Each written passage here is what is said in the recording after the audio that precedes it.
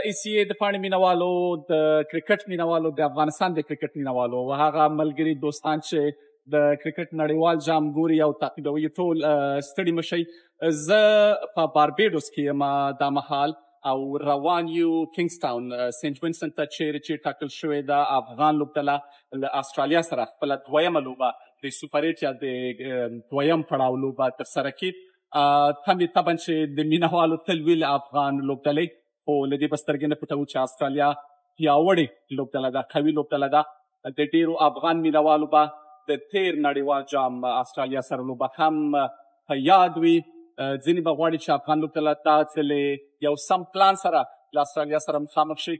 ځینې بیا نور شاید دا تمه ولري چې اوس د غچ اخیستو وخت او افغان لوبډله باید له اسټرالیا نه غچ واخلي.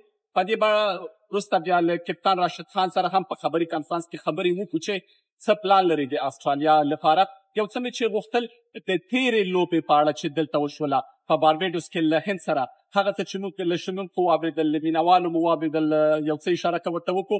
ډېری شنونکي په دې باور وو، هغه څوک چې په کامنټري باکس کې وو د کرکټ نړیوال ستوري وو، د بېلګې په توګه د هند یو پخواني ټیسټ لوبغاړي سنیل ګواسکر راته ویل چې افغان لوبډله په توپ وهنه کې یا بیټنګ کې میډل اورډر نه لري، یعنې د منځ برخې داسې لوبغاړي داسې توپ وهونکي نه لري چې د دوی پاڼې د دوی اننګز سم پر مخ بوځي.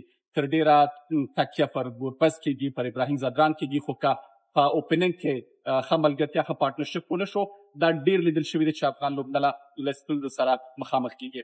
له کپتان راشد خان مو پوښتنه وکړله چې څه ستونزې وې. د هغه وینا دا وه چې د افغانستان د بالنګ وروستي څو اورونه او بیا یې د توپ وهنې یا د بیټنګ د پیل اورونه ښه نه وو. خو په هر حال تیر په هیر هلته چې څه وشول په هند سره هغه وشول. تمه دا ده چې له اسټرالیا او له بنګلادیش سره افغانستان ښې لوبه وکړي.